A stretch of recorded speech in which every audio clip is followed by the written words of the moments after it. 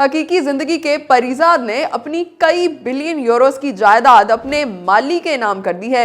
ये हकीकी जिंदगी का परिजाद कोई और नहीं बल्कि दुनिया भर में मशहूर लग्जरी बैग बनाने वाले ब्रांड हर्मीज के मालिक है, जिनके मालिक को अब 6 बिलियन यूरो जो कि पाकिस्तानी रुपए में तकरीबन 18 खरब 44 अरब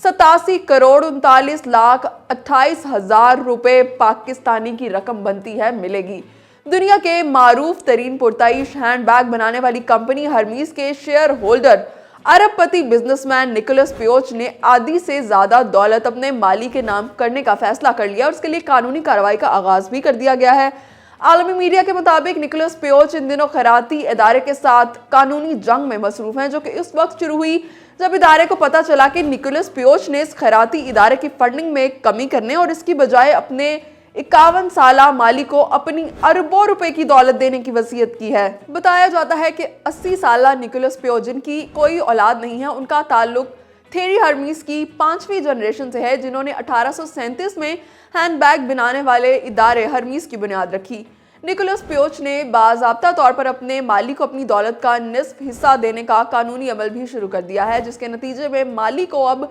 6 बिलियन यूरो यानी कि 18 खरब 44 अरब 87 करोड़ 39 लाख 28 हजार पाकिस्तानी रुपए की जायदाद मिलेगी।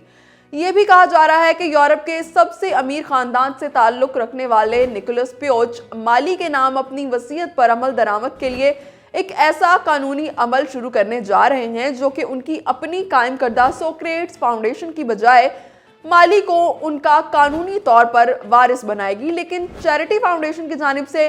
निकोलस पियोच के इस अमल को कुछ अच्छी नज़र से नहीं देखा जा रहा और इसकी मुखालिफत भी की गई है और इदारे ने बाज़ाब्ता तौर पर कानूनी कार्रवाई का आगाज भी कर दिया है। सुनने में यह भी आ रहा है कि सोक्रेट्स फाउंडेशन का बोर्ड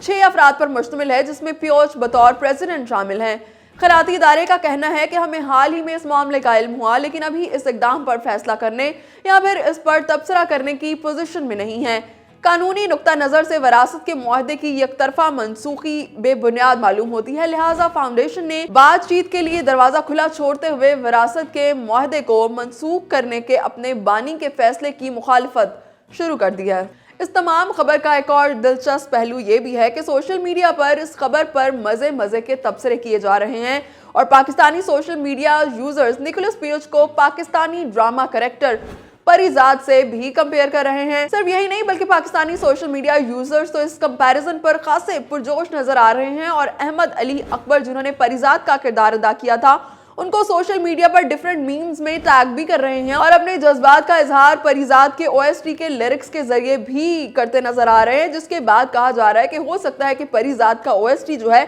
वो एक दफा फिर से सोशल मीडिया पर ट्रेंडिंग में आ जाए।